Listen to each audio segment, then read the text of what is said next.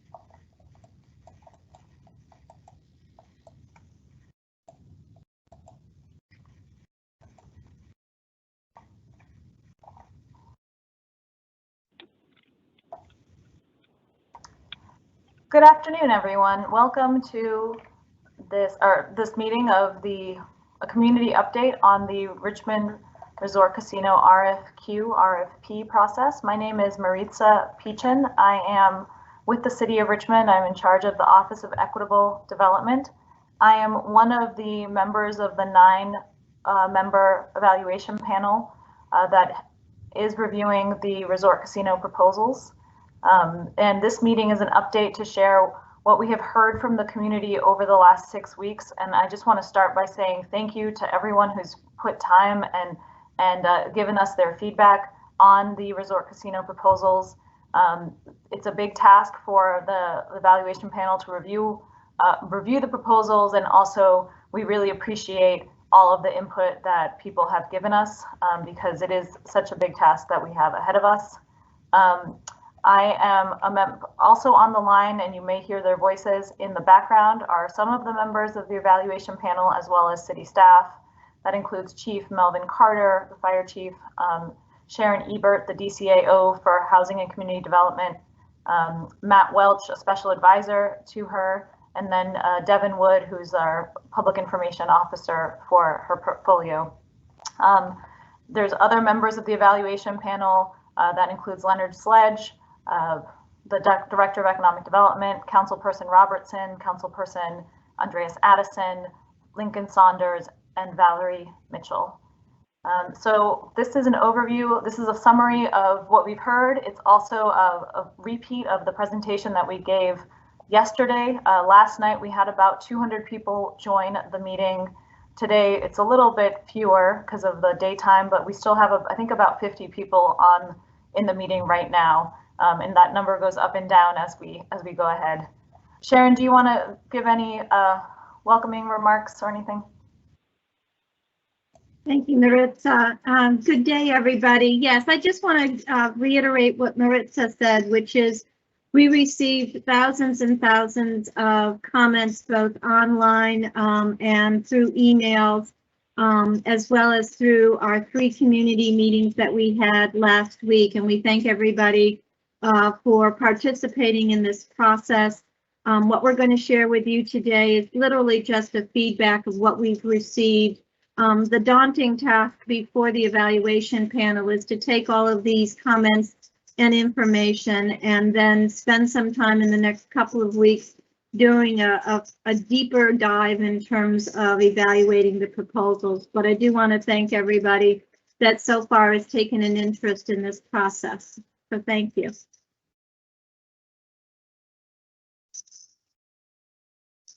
Yep, Maritza, you're. There we go. Thank you, Sharon. So today we're going to do an overview of what we've done. It might be a repeat for some of you, but I never know how many new people have joined the meeting and where they are in learning about the casino process. So we'll do that, and then I'll give a summary of all the feedback we've received and what we shared over the last 6 weeks, we being the evaluation panel, and then the next steps. So during the meeting, you can go ahead and type Q&A into the box. We'll push when we get to the end of the meeting, we will push those live. This is a different format than the typical MS Teams that many of you may be familiar with. It allows, this format allows up to 10,000 attendees, whereas the other one allows 350. And so we can't see you, and we can't, if you're joining by computer, we cannot hear you. But you can enter questions in the chat. And if you're joining by phone, during the Q&A, I'll invite you to unmute yourself and call on you based on your phone number so that you can ask a question aloud since you don't have access to the chat.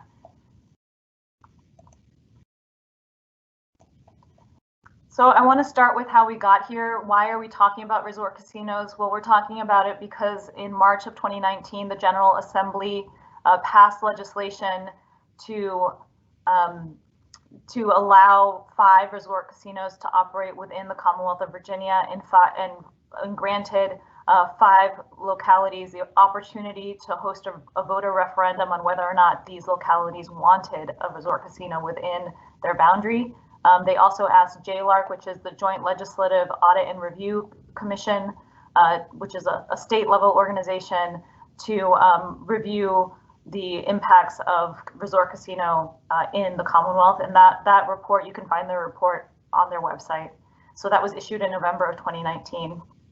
In February of 2020, our city council, Richmond City Council, held 4 different meetings to talk about this opportunity. And they collectively came to a consensus at the February 3rd meeting to request that the General Assembly allow Richmond the opportunity to have a competitive process to select a resort casino operator and site. So that was a request that City Council made of the General Assembly. And in April 2020, the General Assembly passed a law, and Governor Northam signed the law, which gives the City of Richmond flexibility in selecting an operator and site, and that selection had to happen before a voter referendum. And so in November 3rd, 2020, all the other 4 localities, which is Bristol, Portsmouth, Norfolk, and Danville, approved having a resort casino within their boundaries, with 65 to 71% of voters saying yes in each city. December 2020, the city of Richmond issued a survey to the community with some questions about what the community might want to see in an RFQ, RFP to select a resort casino operator and site. And then the city issued that RFQ, RFP at the end of December. In January 2021, the Richmond Economic Development Authority hired an expert in gaming consulting, in resort casino gaming, Convergence strategy group to assist the city and its evaluation panel in reviewing the proposals and understanding the state of the art of resort casinos in the country right now and across the world. And then in February 2020, the city received 6 proposals from 6 casino operators in response to the request for qualifications, request for proposals that was issued. So right now we're in the middle of reviewing those operators, and that started February to May. That'll happen February to May 2021. We've hosted several different opportunities for the community to get engaged, which I'll go over later. And the plan is that the evaluation panel will recommend an operator and site in May, and that operator and site will be recommended to City Council, and City Council will have the opportunity to pass a resolution to petition the courts to put a voter referendum on the ballot in November. November 2nd, 2021 is that vote.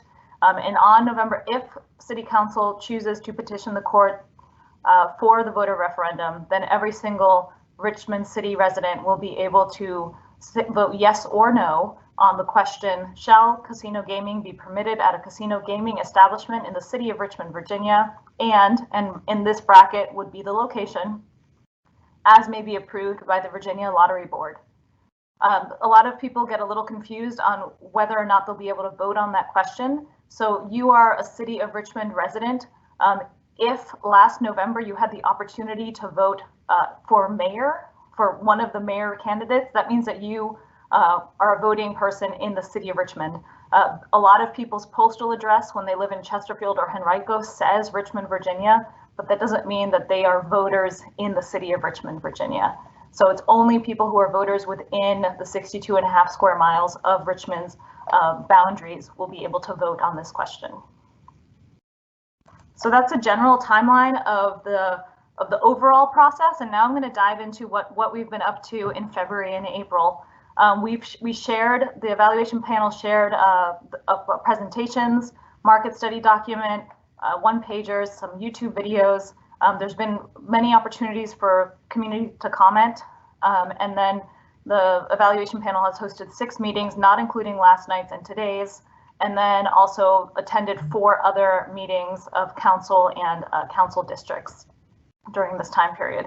These are only the meetings that the evaluation panel kind of presented or had a major role in. There have been many other meetings that the operators have hosted or that community groups have hosted. That is not reflected in here in this report right here.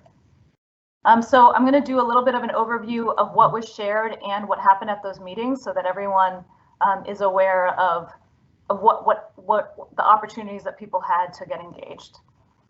So on March 9th and 10th, we had 2 meetings that had the same content, and videos of these meetings are available on the city's website, which you can see at the bottom. The URL is at the bottom of this slide. And if you're joining us by phone, it's www.rva.gov/economic-development/resort-casino. On that website, you can also find a copy of this presentation that I'm giving right now. And it's under our presentation section of the site. So we gave an overview of the process at the meeting, and then Convergence Strategies Group, who have a combined of 40 years of experience in a resort casino gaming, did a market analysis of like what the Richmond market was for a resort casino. And they did this analysis before the city received the proposals.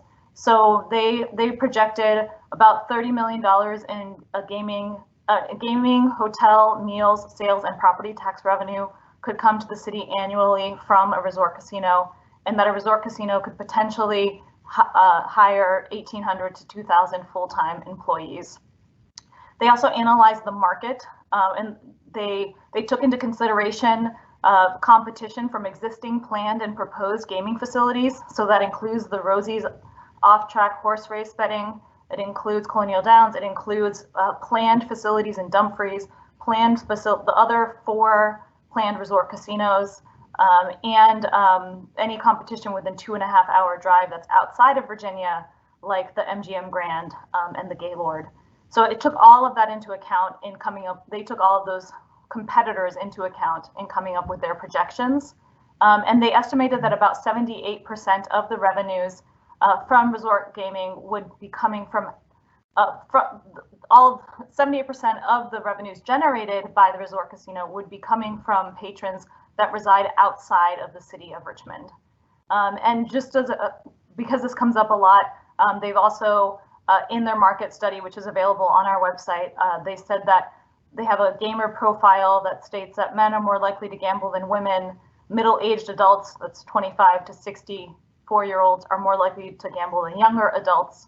And those who identify as white are more likely to gamble than those who identify as Hispanic, Black, or Asian. And so that this is available in their market study, like I said. Finally, they also talked about, they did a bunch of research about the impacts, the socioeconomic impacts of resort casinos. by talking to city officials in cities that are similar size as Richmond, and then also drawing from their experience and review of research that has been conducted by the University of Massachusetts, has done a kind of a longer term study of the impacts of resort casinos on communities, looking at social and health impacts, as well as like traffic and different other things like that. So they talk about in their report ways to mitigate problem gambling, mentioning that about 1% of the adult population has a proclivity to have a gambling addiction. To put it in context, about I think 12.5% of the adult population has a proclivity to be an alcoholic. That they also found in interviews with others that crime fears are typically overblown, that the crime that is generated from a resort casino is very similar in scale to what might come out of a new big box retailer showing up somewhere. So basically, there may be more crime than before, because in many of cases with casinos, there was nothing before. So the baseline is 0. And then whenever you bring in a lot of people to an area for anything, for shopping, for entertainment, where there was nothing before, there might be an increase in crime just because there's more people. But it's not that the casino is more than a big box power strip. They also talk about lots of ways to mitigate infrastructure problems. So obviously with any kind of huge development, when you're talking about bringing a lot of people to a place, there are impacts on traffic and utilities. And the report and talks about ways to mitigate those concerns and those challenges. And they also talk about how Virginia is different than other states, and how they've approached resort casino gaming in general. So in other states, this is something I learned from Convergence Strategies, which I didn't know before, and that is that in other states, the state was the one who determined where the casino would go, and the locality didn't have as much of a say. And then in other states, when they did that, they said they had the gaming tax, but all of that tax revenue went straight to the state and didn't go to the locality. Virginia is doing it differently, and they're saying that the localities can negotiate directly with the casino operator themselves, and also that each locality automatically gets a certain percentage of the gaming tax directly to the locality instead of going to a big state coffer. So that's a little bit different. And there's a lot of things that localities have been negotiating with operators, philanthropic giving, direct payments to the city to meet other needs that aren't related to casino gambling, but housing and school construction, parks, etc. Commitment to hire locally and reach certain pay levels, commitments to hire MBE firms, and more. And then we also, during that meeting, gave a summary of the 6 proposals. These 6 one-pagers were posted on our site, and we gave an overview of the Conveyo platform that we invited people to put comments on. So we had 2 rounds of Conveyo boards where we asked people for comments. And so here you can see the first round where we asked people about potential negative impacts, funding benefits, and community benefits. And a lot of people wrote comments. We chose to do this format rather than a survey because we wanted people to be able to see each other's comments more easily, rather than going into a survey where you don't see anyone else's comments. These boards were up for about a month. Then we hosted a meeting on March 23rd where we reviewed the process again that I just went over, and we did a kind of a midpoint check-in of all of the comments we'd been receiving from the community, and we had open Q&A for about an hour, I believe, where we kind of answered some of the major questions that we had seen people asking. And again, like all of our other presentations, this is available on YouTube, and you can go back and you can listen to it and zoom ahead to any parts that you want to review. On March 24th, the city announced that the evaluation panel had shortlisted from 6 to 3 proposals, and those were the Bally's Richmond Casino Resort, the Live Casino Hotel Richmond, and the One Casino and Resort. And those videos for those by those proposers were posted on the city's website. That same day, the city posted this matrix board. We ended up posting a second one because it got very full, asking for people to write on their strengths, what they thought the strengths and weaknesses of the proposals were, and what they thought made it a good location, a poor location, and ways that potentially the weaknesses could be improved. And so those were available for from March 24th to April 6th. And as you can see, we had a lot of comments, and we were reading them and kind of pulling them down as they were coming in. But we still have a lot more to review because we've gotten a lot of wonderful input from the community. Last week, March 31st, March 30th, 31st, and April 1st. This date is wrong on this page. Sorry about that. We had each of the shortlisted operators give presentations. So Cordish Companies gave a presentation on Live Casino Hotel Richmond that is being proposed for the Ash Boulevard and West Lee site, which is a movie where currently the Movieland Bowtie Cinema is, and there's also property behind it that they are proposing on. This meeting was 2.5 hours. The community had about 1 hour and 45 minutes to ask questions directly to Live Casino and Hotel. And this meeting is also available on the city's YouTube page.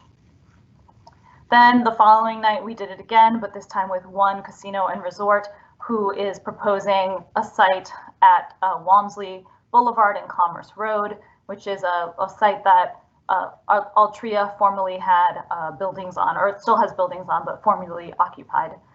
So people are calling it the old Altria site. And again, this was 2.5 hours long with about 1 hour and 45 minutes or more of questions and answers between the community and the operator directly. And then the last night, April 1st, we had Bally's talk about their plan for Bally's Richmond Casino Resort near Chippenham Parkway and Poway Parkway. And again, we had robust participation. This is when we discovered that there's 350 max participants allowed in these MS Teams, like the regular MS Teams meetings. In all of these meetings, we were fielding questions from people who on their computer, and then also through a chat system. And this one was also 2.5 hours long, and you can go on our YouTube site and watch the video. So overall, during our engagement process, we had about 1,200 or 1,300 virtual meeting attendees. We had about 2,000 comments on our 4 boards that we had up. We received 1,500 emails and counting. The point in time, April 8th, when I took the data down, we had about 4,400 video views and about over 1,000 views of the meeting recordings on YouTube. I have this note here. It's difficult to determine, how many people participated in multiple ways. Has there been double counting or triple counting or quadruple counting? We can't really always tell that very easily. It's hard to tell if people are residents of Richmond. Some people wrote their addresses, some didn't. I'm just saying that so that it's just a little bit difficult to know who we're getting information from, but we're really happy to be getting so much information because reviewing all the proposals as an evaluation panel is a big task, and so we're happy to be getting all this input from folks. Just as a context, the voting population of Richmond in our last gubernatorial election in 2017, we had about a 54% voter turnout. As of April 1st, our registered voters was about 160,000 people. So let's say the voter turnout is similar in this next gubernatorial election. That's about 86,000 people that might be voting on in November 2021. And assuming we had 1,500 unique engagements and all of the people are Richmond residents, we've reached about 1.7% of the 2021 voters, or about maybe 2% if you hit it, if you move it up to 2,000. So we've gotten some really great engagement, but obviously the best way to pose such an important question about whether or not people want a resort casino in the city of Richmond proper is through a voter referendum, where that's the best way to ask a collective question of lots and lots of people. So I'm going to go spend the next slides talking about our initial review of comments that we received. Like I said, we've gotten so much information and it's really, really great. And but this is just our initial take and summary of everything that we've received. So these are common concerns and perceptions that we heard from across that people brought up about all the different sites and were global concerns.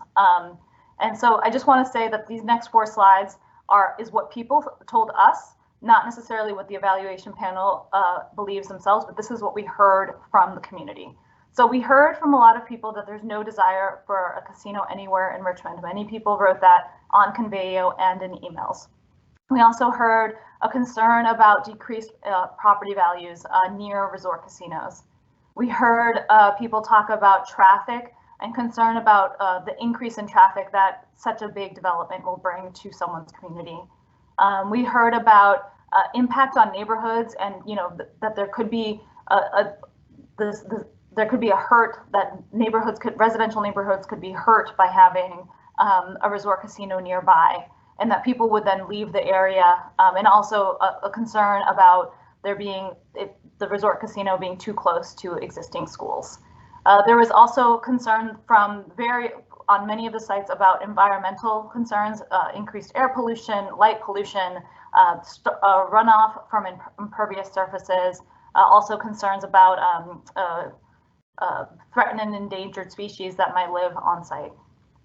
There's a concern that people voiced about the potential that a resort casino could be harmful to local businesses, that a resort casino could lead to increased organized crime, human trafficking, or drug issues. Again, these are concerns that people put on all of our forms.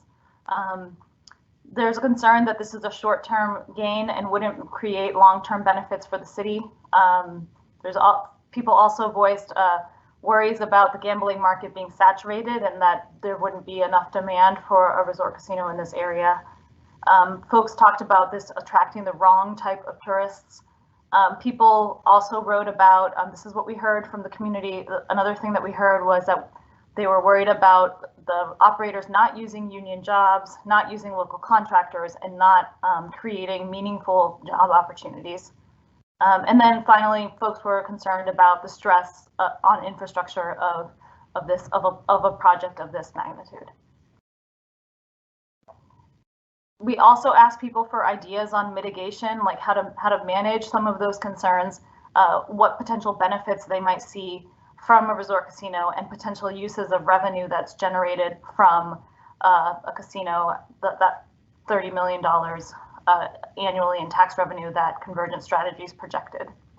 So some mitigation ideas is having a high minimum wage, using union labor, having the resort casino operator implement infrastructure improvements, increasing police presence, potentially by having police RPD on site within the casino building. There's also, some people had different community and city benefit ideas that could be negotiated or could be come out of the project. That's increased revenue for the city, expanding local business, increasing tourism, adding jobs to the economy, especially for minorities. People voiced a desire to have a daycare, grocery store, green spaces, and parks as potential benefits. And then folks wrote about lots of different ideas for revenue uses.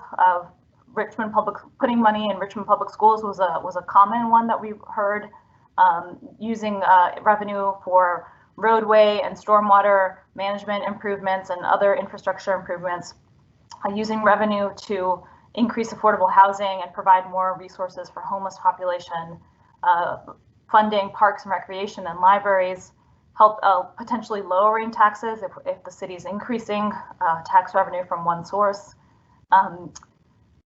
providing job training, increasing pay for police, teachers, city employees was something also that was written on boards, and also using it broadly. Some folks wrote about community development. Again, these are all comments that we heard that people sent to us. And now on these next three boards, I'll talk about how we had those boards that talked about the strengths, weaknesses of the projects. And this is generally what we heard people saying. We heard that on Bally's Richmond Resort Casino, that the provider, a strength is that they have experience in resort casinos in other states, that they hire unionized employees and provide HR benefits, that they have endorsements from unions, and that they include minorities in their ownership. Some weaknesses about the location that we heard from the community is that the location has wetlands and flooding, and it's near the river, that there are potential grave sites on site, that the location is too close to schools and single-family neighborhood, that the location lacks transit access, is not near the highway, and general traffic and safety concerns. We heard that this location does not align with Richmond 300, and that the effects of the location will spill over to the county, and that county residents will not be able to vote.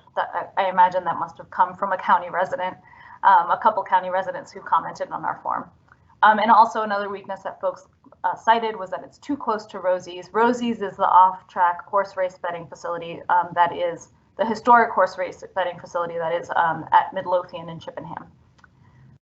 Strengths of the proposal was that Bally's has in their proposal a $100 million upfront payment to the city of Richmond, solar panels, having a parking deck instead of surface parking. People wrote that it was the most lucrative and the most appealing venue. Venue, I think, meaning in terms of their theater event venue space.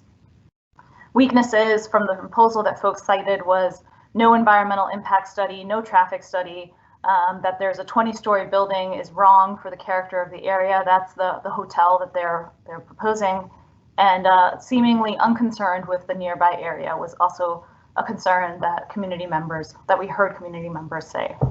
We also heard some ideas from improvement from folks, that there's potential to mitigate local traffic by making entrances only on Chippenham. There could be a dedicated exit ramp on Chippenham and Powhite. There could be a regular subsidy to the Greater Richmond Transit Company for bus service to the site. That potentially, what if they built a public school pool for locals, and also partnering with a company that specializes in wetland mitigation banking to ensure that there's no lasting damage to the wetlands. So those were some ideas for improvements to the Valley site.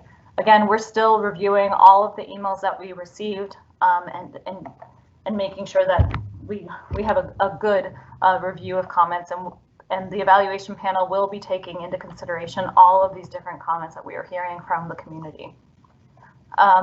On live casino hotel Richmond, strengths that we heard people say, that we read, that people wrote in, is that the strength of the provider is the vision for inclusion, experience in city transformation, that they have more resort casino experience, and that HR benefits would be provided for employees.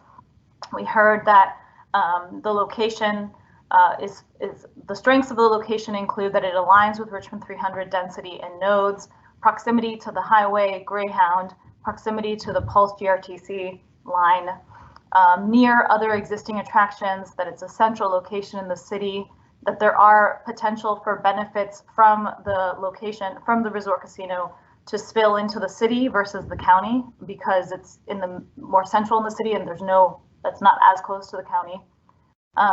Already defined as an entertainment center, and that it was a walkable area.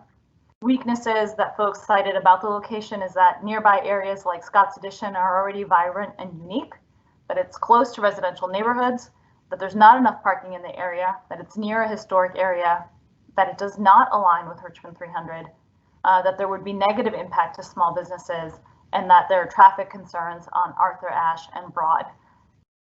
On the proposal itself, folks found that strengths included a partnership with VUU and J. Sargent Reynolds, the size of the venue, I think meaning the theater space, the event venue that they're proposing, the most number of permanent jobs, and the highest average salary. Weakness that some folks wrote about the proposal is that the architecture doesn't fit with the character of the area. And then there's some ideas for improvement that people like before.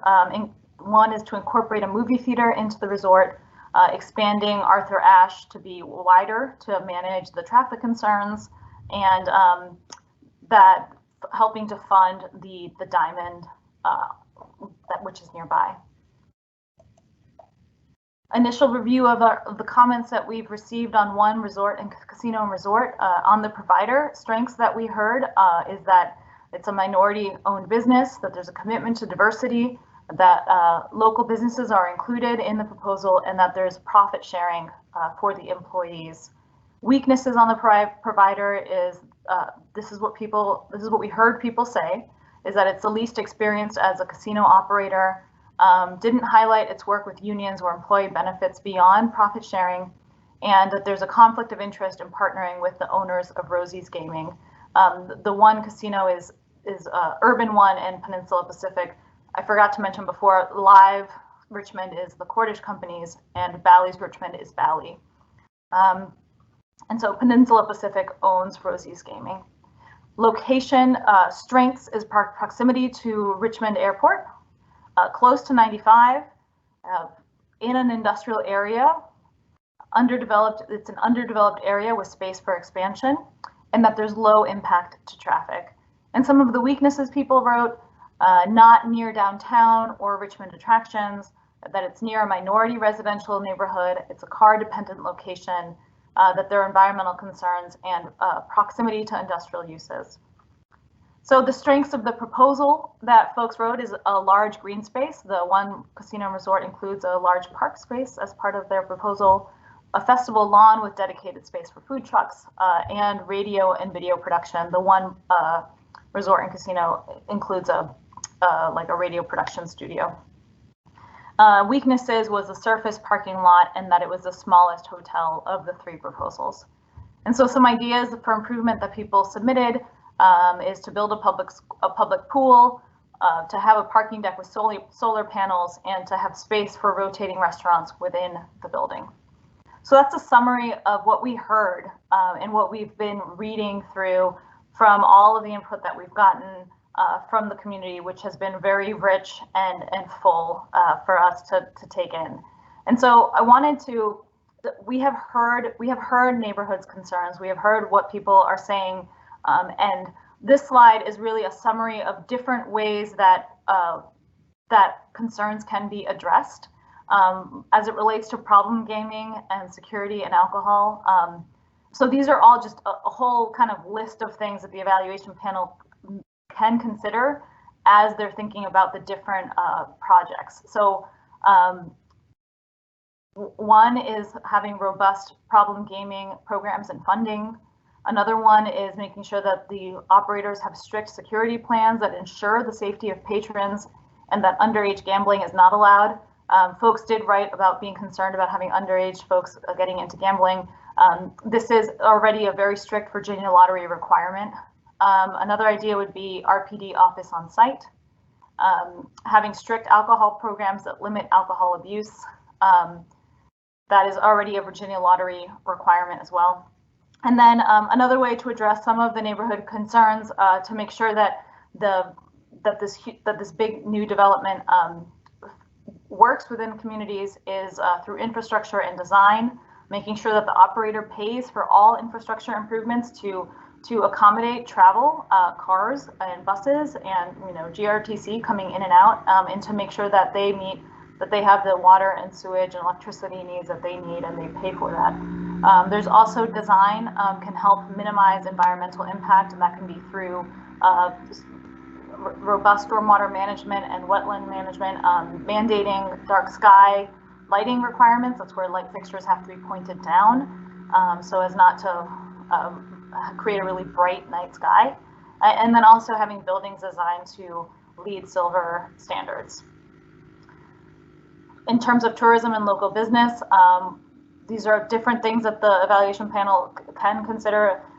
Having points programs that include willing local businesses as part of them, that the operator provides shuttle service to points of interest within the city, including a Richmond Region tourism desk on site to help promote having people go to other parts of Richmond, not just the resort casino, and then also including non-gambling features such as resort amenities, entertainment venues, and green space, and all of those other kind of things that are included in resort casino establishments.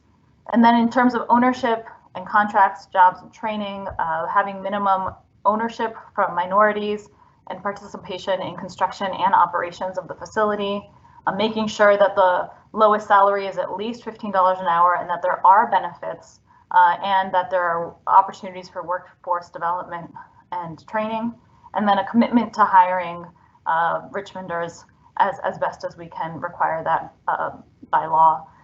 And then also community funding, additional payments to fund the city's priorities, schools, affordable housing. So these are a lot of kind of a menu of different ways that some of the weaknesses or concerns that people have can be addressed potentially. And so I wanted to I have 2 slides left, and it's essentially, why is the city considering this opportunity? People have brought this up a lot, you know, why are we doing this? And Sharon, if you want to chime in on any of these, you're more than welcome to. And so first, the General Assembly allowed Richmond to have this competitive process and then hold a referendum. So that's why we're here. City Council lobbied for the competition. We're in the middle of the competition now. And then City Council will decide whether or not to petition the courts to put it on our ballot. Like I said earlier, and if you're just joining us now, Virginia's resort casino approach is unique. It is different from the way that resort casinos have typically become established in states, in that Virginia is granting a lot of authority to the locality to negotiate its own deal with the operator, and that means that the city can negotiate payments and different terms to help mitigate any impacts from the development. And then also, what's also unique about Virginia is that the city would automatically get a certain percentage of the gambling tax revenue directly to the city, which is different from how other states operate theirs. I wanted to just say that there's gambling in Richmond today. Today, anyone on their phone can do online sports betting. There's the Rosie's facilities, there's the lottery, there's scratch tickets. So I know that folks are concerned about having about bringing gambling into Richmond, but it's already here, and it will be in some of our nearby localities, the 4 that just approved it.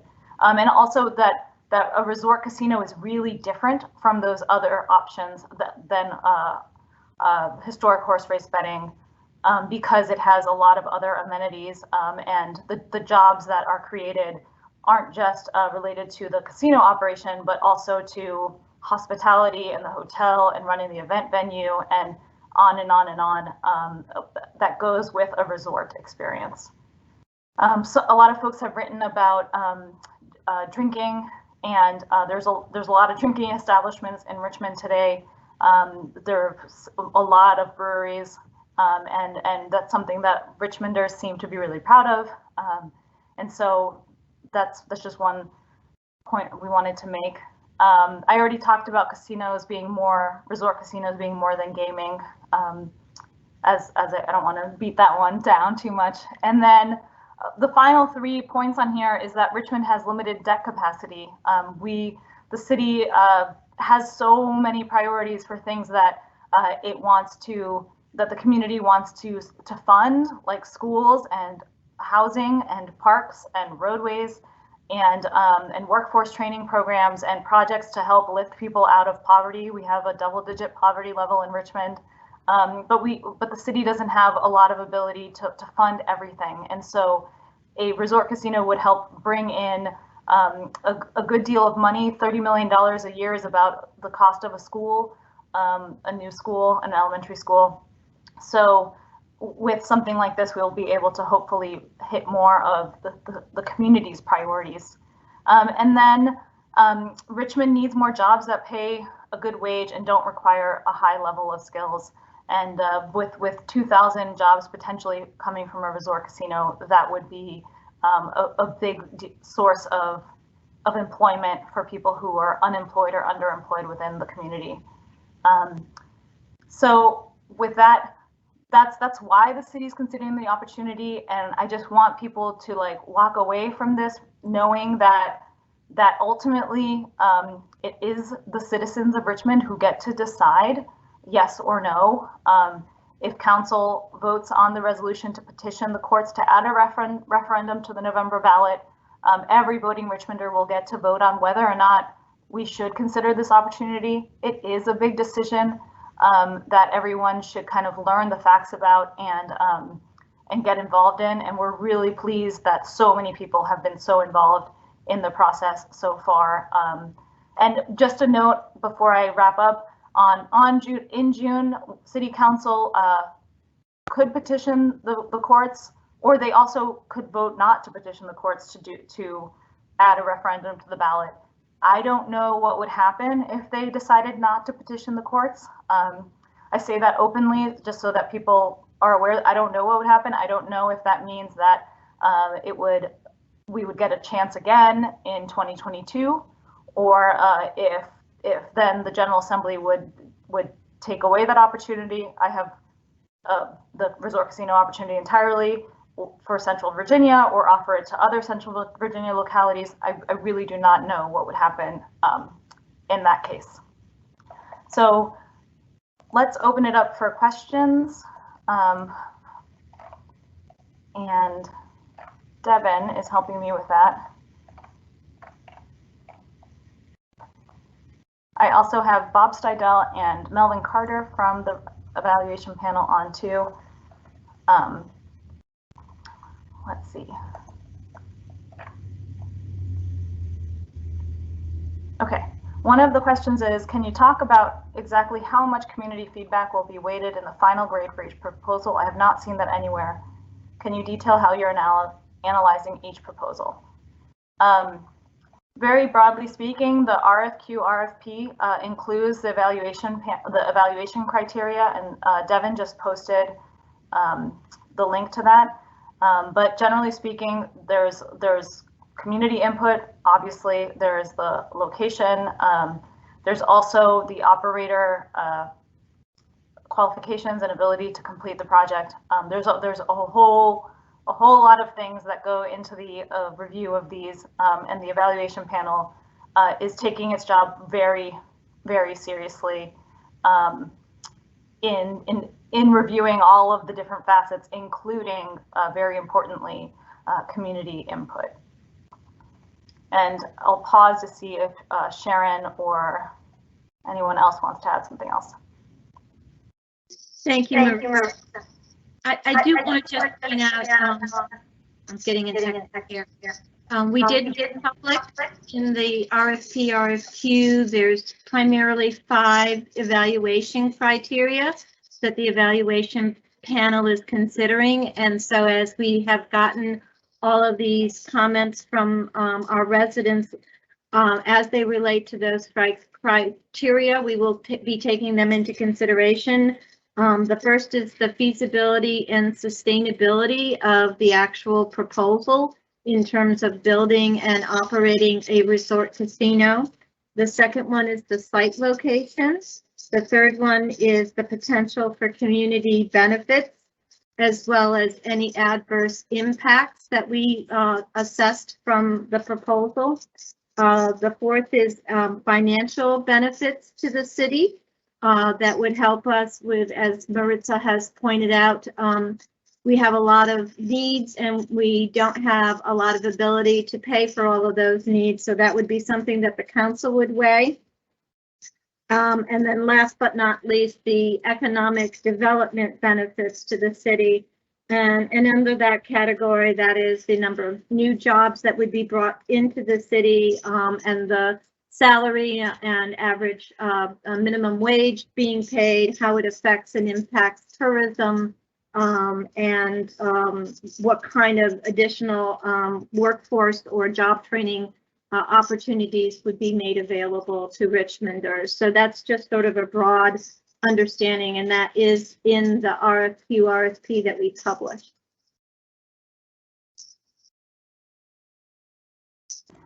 Thank you, Sharon, for providing those categories. Devin also posted it in the link, so if you missed those categories, you can go ahead and go on to the RFP and read the different broad categories that are available that we'll be using to review the location. Does live casino hotel Richmond align with Richmond 300? I saw the community state both sides of that in the location strengths weaknesses. That is correct. Community members are reading the plan in different ways. That also happened with the location of the one casino, resort and casino. Some people said it was good that it was an industrial, some people said it was bad.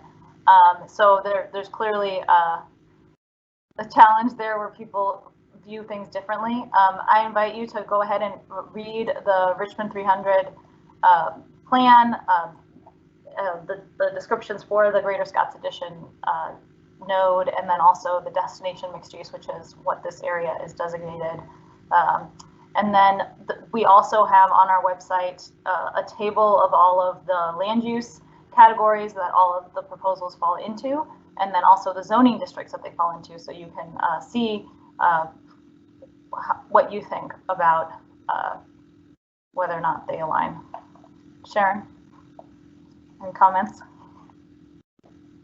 Yeah, I would go so far to say that the Richmond 300 plan has indicated that the Greater Scots Addition is an entertainment destination land use area. It already has that, and it continues to grow and attract additional types of entertainment, restaurants, breweries, obviously the movie theater and the like. So it is probably the one site that that has the appropriate zoning in place, although M1 also allows for entertainment. Thank you. Will there be more opportunity for public comment before a final operator and site is selected? I would offer that we don't have it scheduled for the moment. The next step in our process as evaluation panelists is to take all of the community input and to start to evaluate that, and then to negotiate in earnest with the top three proposers. And so at some point we probably will go back out to the public, and that's not to say that each one of the casino operators may on their own engage at any time with the public. Thank you. A couple of questions were asked in the chat, and for people on the phone, I'm going to go to you in a moment, phone folks, but are the slides available online? That was a question. Yes, they are on our website. Another question is, who is on the evaluation panel and why were they selected? That if you Google Richmond Casino Evaluation Panel, you'll find a press release that the mayor's office submitted. There are 2 members of city council and 7 members of the city's administration on the panel, and the group is diverse in terms of race and gender and just different levels of experience in different factors related to a development this size. So economic development, utilities, land use, workforce development, and like life safety and fire are some of the different topics that are kind of covered by the evaluation panel expertise. Is the city, oh wait, phone. If you are joining by phone and you want to ask a question, I guess unmute yourself, *6 to unmute, and I can call on you by phone number.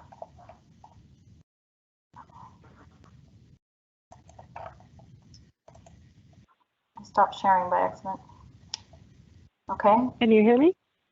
Yes, 627-3625, yes. Correct. Go ahead. Yes. Hi, I was wondering if you could speak to two methodological concerns that I have. The first is that a significant part of this process has occurred during COVID, when much of the attention has been on, obviously, COVID-related issues. And second, as a researcher myself, I'm very concerned with how the report has been collated, where you've given in some of the slides examples of comments that say an N of 1 reported, whereas you give that equal weight to what an N of, say, 200 people might have commented on the page. So I was wondering if you could address both of those.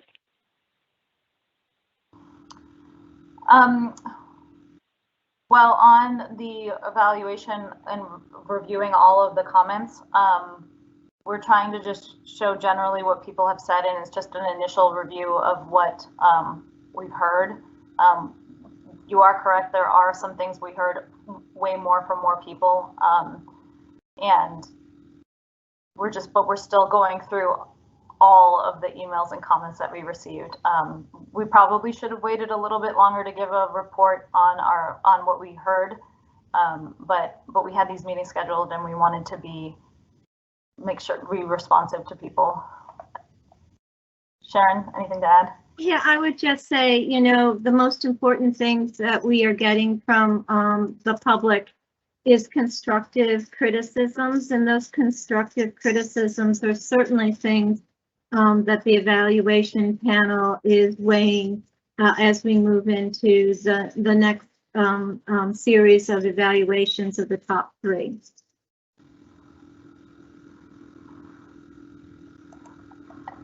And then on the question of doing this during the pandemic, I have found during the Richmond 300 process and other community process, and I've heard this from people across the country actually, that community engagement during the pandemic has actually been, most people have found higher because it's a lot easier for people to do things virtually and do things online rather than going in person to public meetings. And then so that's, and we've also found that there is still a lot of development activity and a lot of things that are still continuing to happen during the pandemic, in terms of even just economic, people wanting to build things in Richmond, people moving to Richmond. And so we have to kind of continue to operate as a government even during the pandemic time. Sharon, you look like you're going to say. I was just going to say, you know, there is a disadvantage, and we're very much aware of the fact that some individuals, whether it's due to age or due to economics, have greater access to the internet and to being able to work with electronic and digital social media as opposed to others. We have been and we will be continuing to also try to get out there in other forms of media, whether that's through flyers or knocking on doors, face to face, even though we'll be wearing masks or having some of our ambassadors wearing masks. So we do understand that this is not the perfect medium in which to conduct such a major community effort, but I can say that participation using this type of interaction has actually generated more community engagement than sort of the more traditional hold it in a community space and hope that you get 100 to 150 people showing up. We had just the opposite problem last Thursday night when we had to turn people away because we weren't prepared for the magnitude of people that wanted to enter into the community meeting. And correct me if I'm wrong, Maritza, but we had a capacity of 350, which we didn't realize at the time. We've now corrected that, and we can handle up to 10,000 individuals joining any of our virtual meetings. But to our perspective, we've actually been able to engage more people using this method than traditional methods in the past. Thank you. Let's see, from the Q&A that was put in, let's see. Someone asked, is the city capable of a no build recommendation where none of the options are worth recommending to council? So I could say every option is out there. I mean, our job as an evaluation panel is to sift through all of the pros and cons of each one of the proposals and try to reach a consensus so that we can make a recommendation first to the mayor and then to city council. If we are able to reach consensus and make a recommendation to both the mayor and city council, again, those meetings will include public hearings, and then it is up to council to also make a decision in terms of pros and cons of what we're recommending, whether they think that it's worthy to bring to the voters.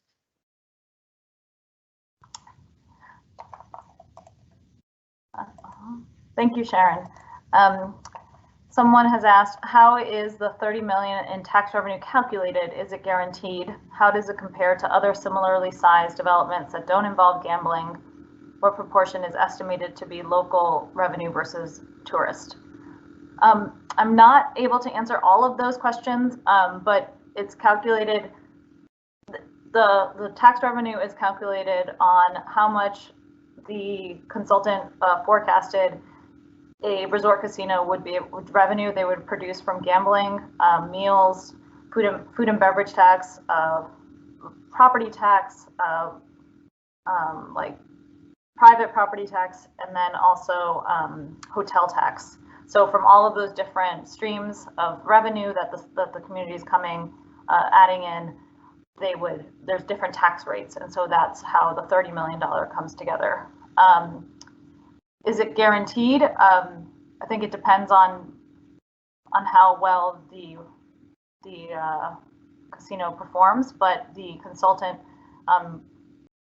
kind of, that's their best estimate of what could happen. Yeah, and I would just add, you know, the bulk of that is through gaming tax. So based on the size of the resort casino, and how many tables and slots, etc. It's estimated anywhere between 19, I think, and $21 million from gaming tax.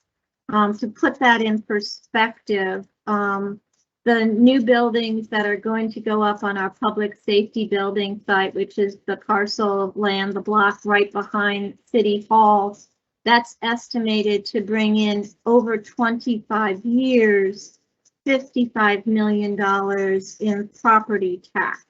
And of course, I'm talking property tax versus gaming tax.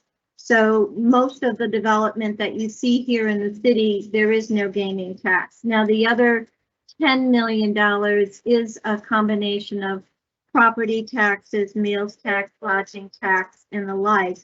And so, as you can see, it would take a number of redevelopments of whole city blocks to get close to what we're calculating as $30 million coming in annually from this one development.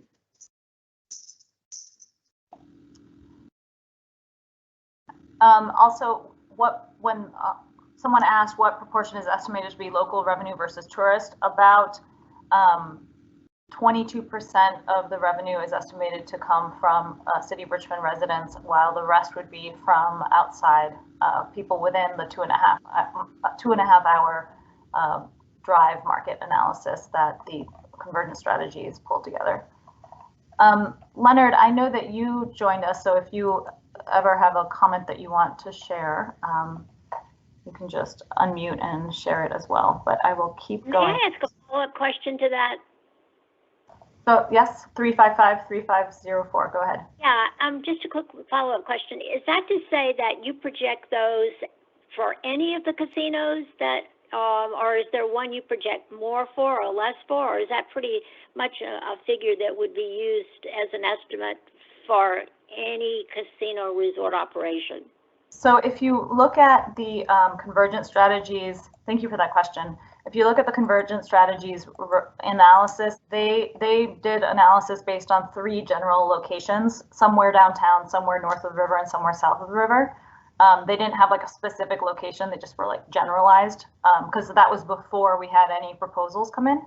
And there is a little bit of variation between the various potential areas, with downtown producing the most revenue, but the other locations were not very far behind. They're just a couple $1 million off of the downtown. So that was taken into account. Let's see, we have about 10 more minutes. Let's see. Will changes be allowed to the proposals is a question that someone has asked. Will any changes be allowed?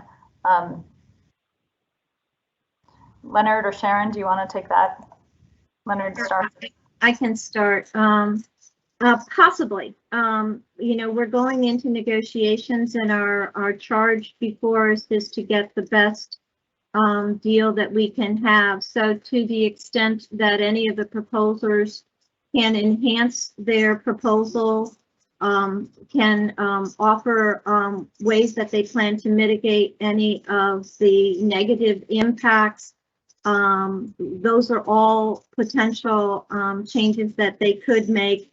And we may be, you know, as part of our negotiations, seeking some of those ways for them to improve their proposals to us.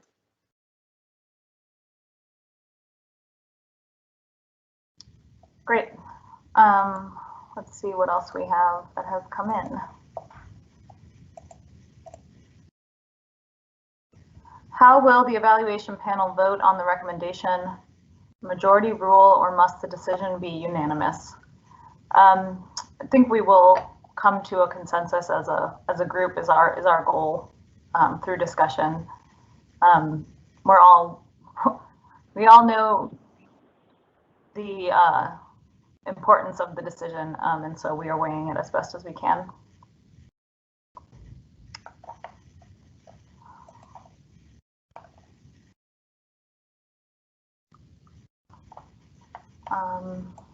Let me see. Is there another question from the phone? Yes. It's a second question for me. Thank you for allowing me that. It has to do with when the negotiations are going on. Who is going to be a part of those? And I don't mean the technical negotiations, but thinking really about what is important that be included in these agreements. I would just like to make a suggestion that as a part of those negotiations and those conversations about what's most important, you really should consider having people, representatives from the neighborhoods that are around the casinos as a part of early proactive conversations about mitigating impacts, because they are the people who are going to have the worst impacts from this and the best impacts from this. So to bring them into this as you are thinking about what it is you're going to request of these companies, as opposed to bringing them in after you've had that done, really becomes a much healthier community involvement process. And I suspect really helps some of the neighborhoods who right now are extremely distrustful of what's going on. Thank you for that comment. That suggestion. All right, what else do we have? Can the operators change their locations at this point in the process?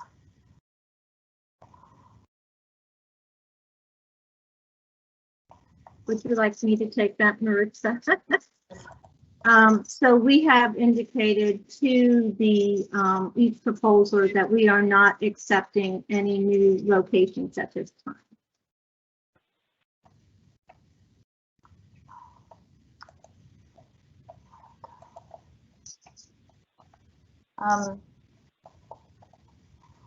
think we are ready to wrap up. Oh, is there someone on the phone?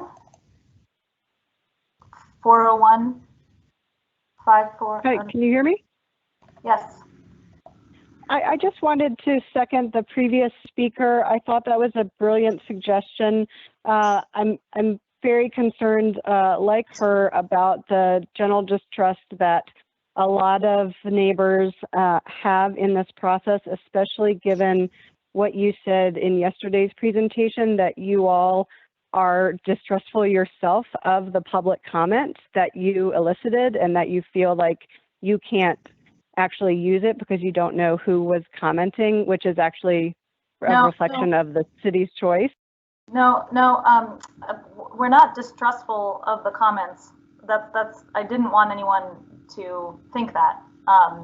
It's just that we are taking all of the comments that we hear from the neighborhood like very seriously, and we are really thinking about, okay, what people are saying, soaking it in, and thinking, is there a way to mitigate any of the concerns, and like really taking it to heart. I think the point about, we don't know where people live. We have gotten comments from people where they put their addresses and they live like way outside of the Richmond metropolitan area. And so sometimes it's it is a little bit tricky to ask people for really big questions like this. Really the best way to truly ascertain a whole populace's opinion on something is at the ballot box. But knowing that we want to make sure as we make our decision as an evaluation panel and review all of these proposals, that we are understanding people's local concerns to the best ability that we can through the methods that we have. Sharon, do you want to add anything? Yeah, I'm concerned that, our citizens don't trust us to be doing things in their best interest. So that's somewhat discouraging. It's certainly, we have received, most of us on the evaluation panel, hundreds, if not over 1,000 emails from concerned citizens. 99% of them have provided constructive criticism of the proposals that they responded about in terms of why they felt there were major issues or significant adverse impacts on their communities. And so all of that constructive criticism, the panel members will be considering. I think as Maritza has pointed out, we can't validate that every single person who has responded on Conveo or through email, if we don't have their addresses, are actually residents of the city of Richmond. But the constructive criticism is definitely being taken under consideration.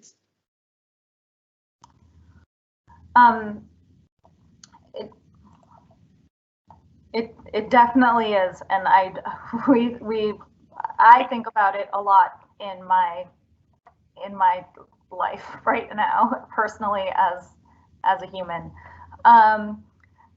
Someone asked, can the license be revoked, the casino gaming license be revoked from the operator? I don't know the answer, the true answer. I would think yes. If the operator does not meet the requirements that the Virginia Lottery has put forward to operate a gambling institution, I'm almost positive that it can be revoked in some manner. That's part of the reason I think why casino operators are very vigilant on age of the people who are allowed or permitted on the gambling floor. No one under the age of 21 is permitted. Like, you can't have your kid next to you. That would be totally not allowed. And so you're not even allowed to walk through the gaming floor to get to a restaurant on the other side. So they are very strict because they know they do not want to lose their license.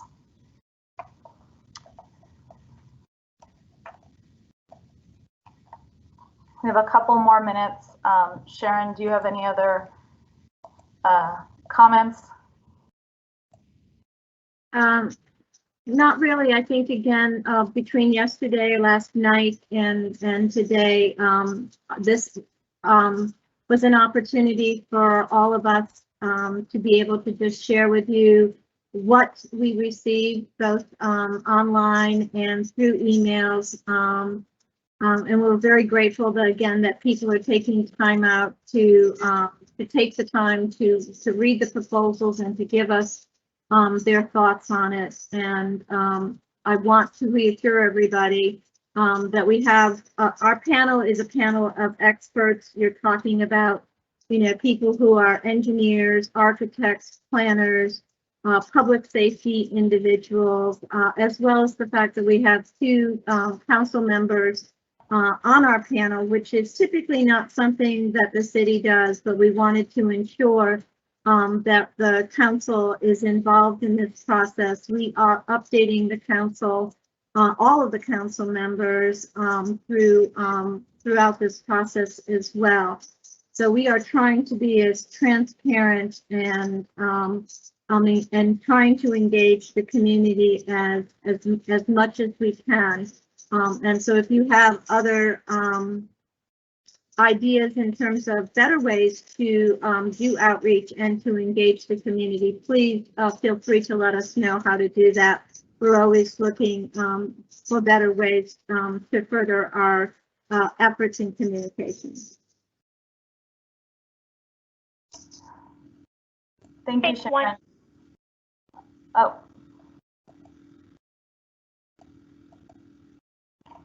someone was talking, but okay.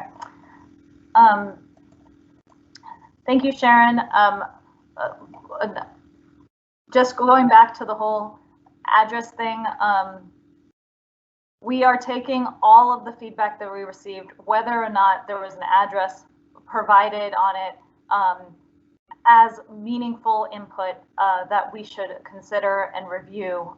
We don't want anyone to think that because their address wasn't on something that they're being thrown out or anything like that. We are reviewing it all, and it takes a little bit of time because we've received so much, and we are incredibly thankful to the Richmond community for being engaged in this process, and we hope to.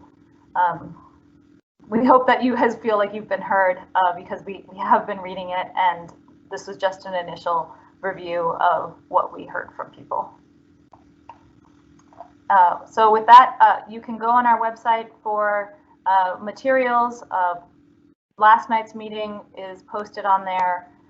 This meeting, once we're done, will be posted on there as a YouTube video as well. And thank you so much for your time. And I hope that you have a wonderful afternoon. Thank you.